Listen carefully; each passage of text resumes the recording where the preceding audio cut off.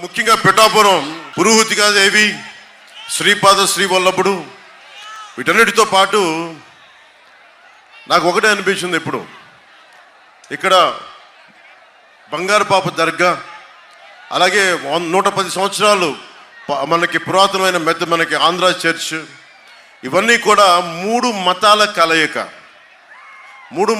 కలయిక నాకు ఇక్కడ ఇచ్చింది.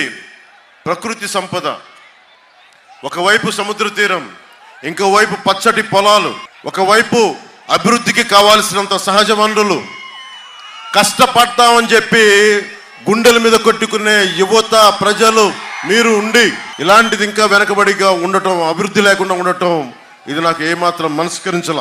అలాంటి ఇంతమంది మూడు మతాలు కలిసి ఉన్న చోట నాకు ఇష్టమైంది రెండు, ఒకటి వ్యవసాయం, ఇంకోటి దైవభక్తి.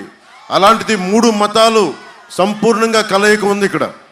అలాంటి మూడు మతాల దేవుళ్ళైన పురుహూతిగా అమ్మవారికి, శ్రీపాద శ్రీవల్లభుడికి, అలాగే అల్లాకి, అలాగే జీసస్ క్రైస్ట్కి కూడా నేను మనస్ఫూర్తిగా నా హృదయపూర్వక ప్రార్థనలు తెలియజేస్తా ఉన్నాను.